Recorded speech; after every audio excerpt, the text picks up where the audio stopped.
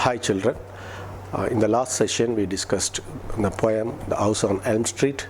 So we completed the appreciation questions. Today let us start the session with the remaining appreciation questions under the figure of speeches. Let us go into the class.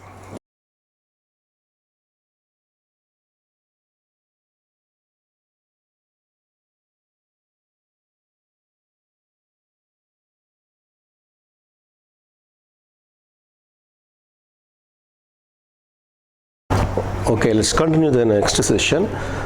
Next appreciation questions. Look at this. It never grows leaves. Here it refers the tree. The tree never grows leaves. So the answer is, what does it refer to? Here it refers to tree, but in the first stanza it refers to the house, but here it refers to the tree. So it refers to tree. You don't need to memorize this. Next question, in what way the tree is a mystery? So the tree, what way the tree is mystery? It is because it's never getting small and it never grows at all. So that is the way it is a mystery. So the tree never gets small or never grows. So that is the answer. So answer is lying in the poem lines. So we don't need to go anywhere. So answer is in the poem line.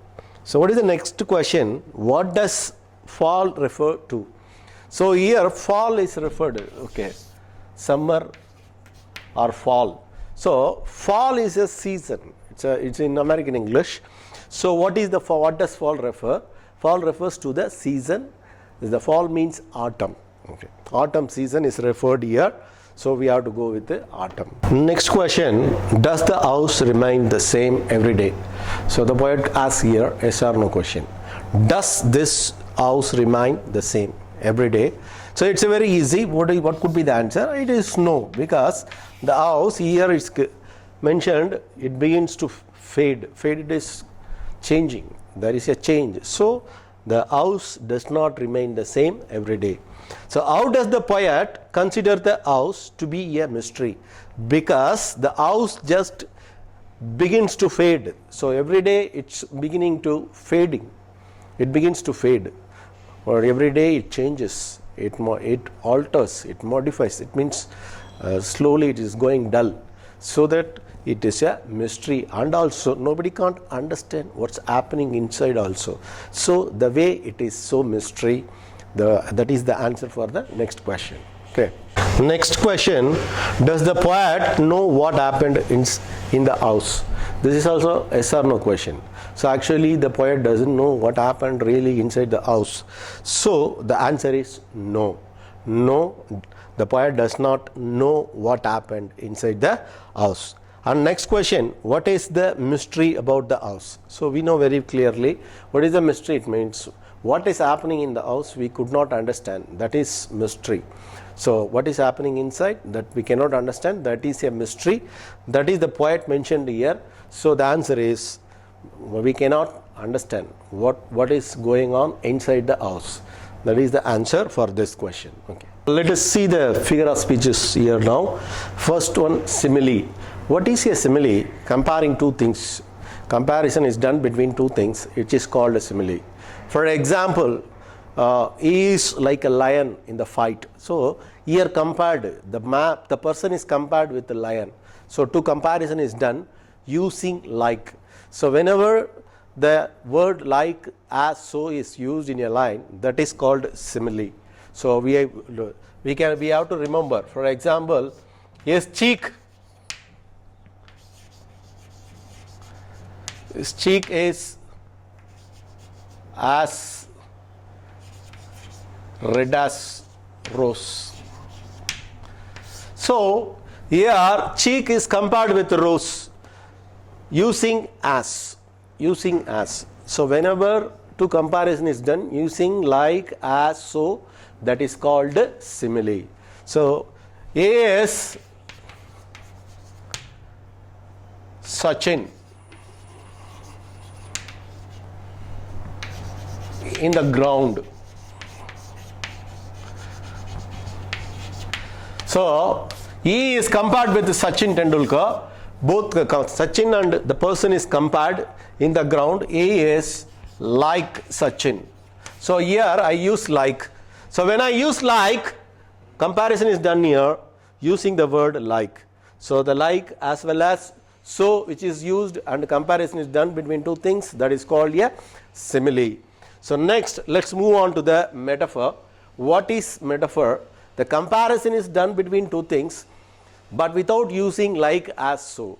So for example, he is a lion in done. It is no comparison is done, but comparison is done but without using like as so. So that is called metaphor. So for example,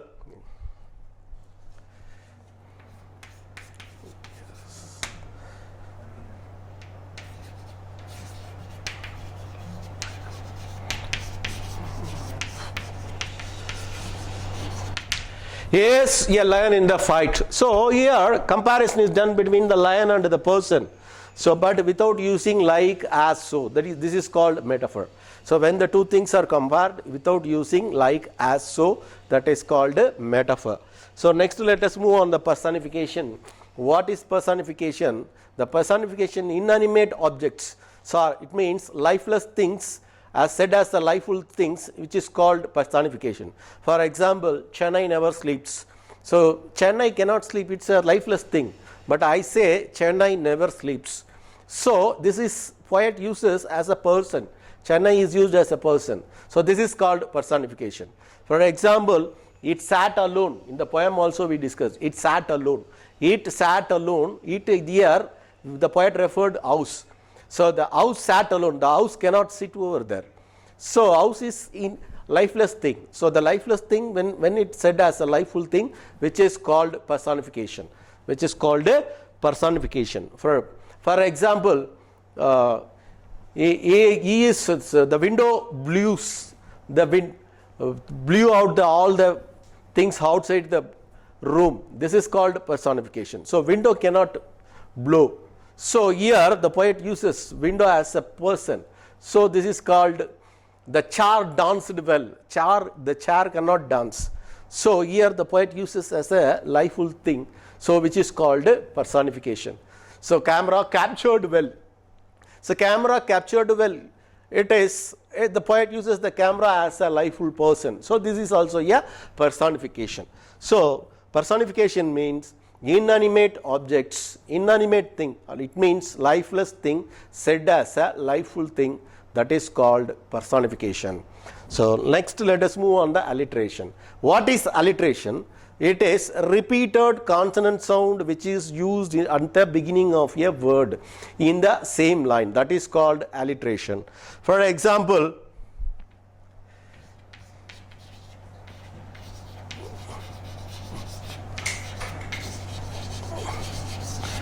this is a line. He sang a song.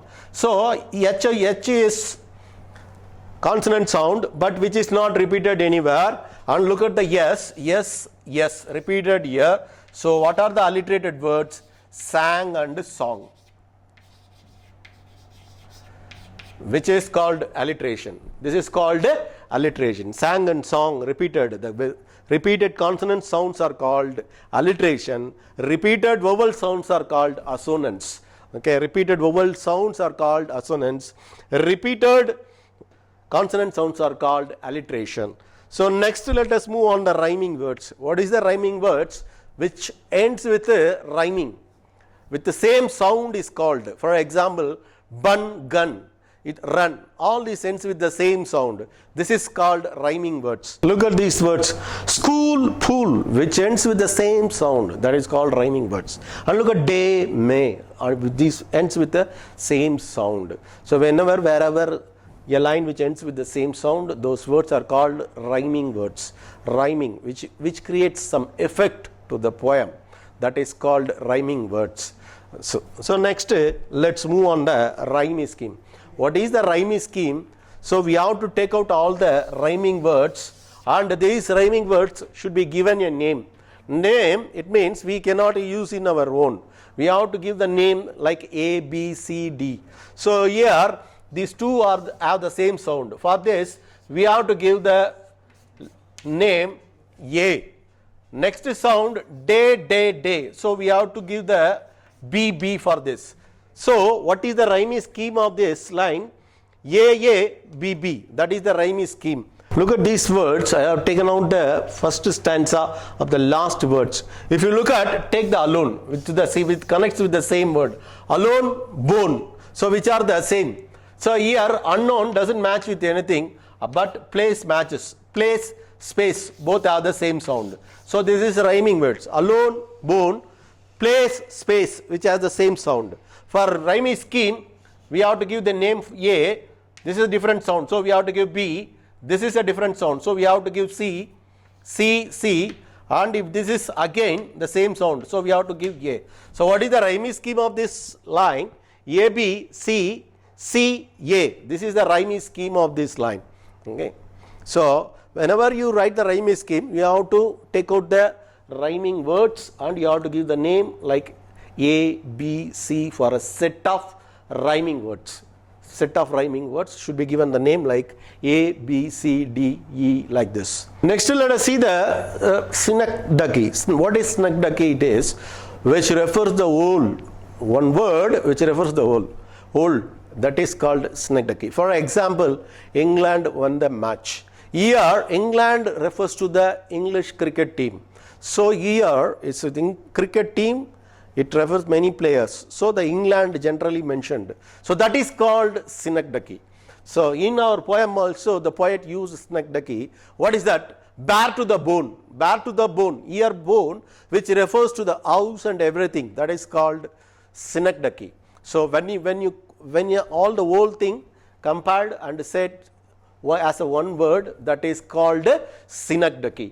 So next, what is paradox? Paradox means having opposite ideas, opposite meaning. For example, the poet used in the line, it's never growing small and never growing tall. So this is contradictory. So when the poet uses contradictory in a line, that is called paradox. That is called a paradox. So next, rhetorical question. What is rhetorical question? So sometimes we used to ask, wow, how it had happened. Why it is going on like this? We ask ourselves the question. Those kind of questions are called rhetorical question. The poet also used the rhetorical questions. Okay, so in that let us discuss in the poem what are the figure of speeches used in the poem lines. Let us see the figure of speech used in the poem The House on the Elm Street. Very first line, it sat. Here, sat, only person can sit or sat. Person can do this work. But here, the poet, it referred the house. The house sat. So the poet imagines the house as a person. So it is called personification. So the first line is personified, the house is personified. So this is personification.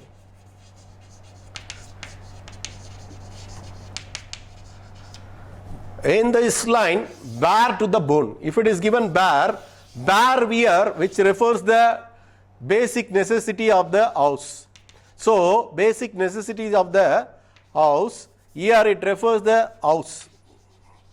House is compared to the bare bone. So the comparison is done without using like, as, so. It is called a metaphor. And when you look at this alone, it is synecdoche. It is bone which refers the house and what is happening inside the house, everything. So this is synecdoche. When you compare with the bare bones, this is called a metaphor. And there is alliteration also. So what is alliteration? Repeated consonant sound. If you take B, B, B. So B repeated, so this is alliterated words. Bare bone. So next, the house seems to be alive. So the house cannot be alive. So here poet imagines the house as a person. So it is called a personification. Next, the lights flicker on and off. Flicker is a kind of sound, giving sound. When the poet uses the same sound, the water splash on the window, the water splash like this. The splash is kind of sound. When the sound is given, the sound is used in the poem line, that's we call onomatopoeia. So wherever the poet uses the sound in the poem line, that is called onomatopoeia. So here the lights flicker on and off is called onomatopoeia. So besides the house sits a tree. Besides the house sits a tree. A tree cannot sit, but the poet used as a person. The tree has used as a person. So this is called a personification. The poet personified. The tree is tree, even though it's a lifeful thing, but it cannot do any work, but it is personified as a human being. So that is called personification.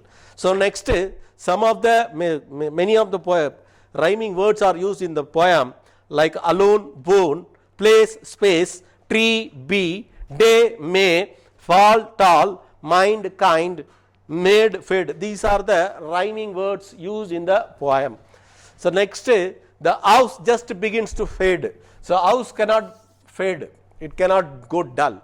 Here it is said as a lifeful thing. So it is also a personification. So the poet uses how could be this, what happened inside the house. The poet asked the question, the poetess asked the question herself. So what happened inside? So she asked herself. So these kind of questions are called rhetorical questions. So these two are called rhetorical questions. It just sits there. Here sits used here. It here sits there, which refers to a tree. So tree cannot sit there. So tree said as a person. So this alone we call it is a personification. Never getting small or never growing tall. We have opposite contrary words in this line, small and tall. So there is a contradiction. When you find out the contradiction phrases in a line, that is called paradox.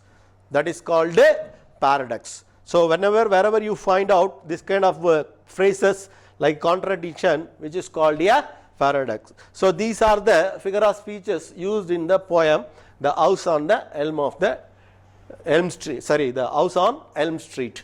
So all these are used, and rhyming scheme also I just already told you how to write the rhyming scheme. So there is a question. The question is, write the rhyming words and rhyming scheme of these lines. First we have to take out the same sound. Day, may.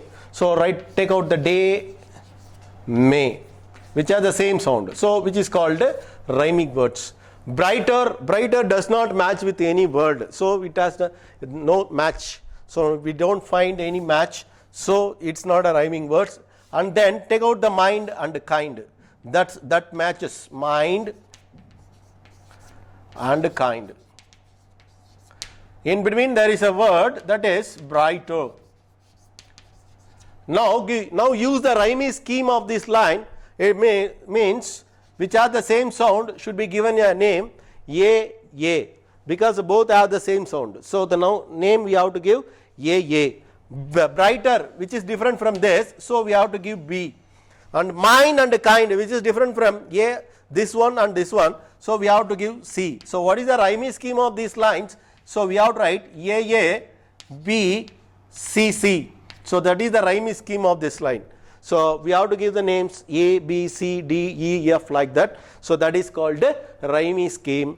So say ending with the same sound, that is called a rhyming words. So far we have discussed all the poetical devices in the poem, The House on the Elm Street. So far we have discussed the poem. I hope you understood very well. And also watch this video right from beginning to end. Don't skip anywhere. So which is going to be very useful. If you like this video, you just press the like button and subscribe to our channel also. That is very, very essential. So you do so. And I hope you would have enjoyed this. So please watch from right to end, beginning to end. That's very, very essential. Don't skip anywhere. And also stay home, be safe. So that is very important, and wash your hands very frequently. So and be safe. Thank you so much.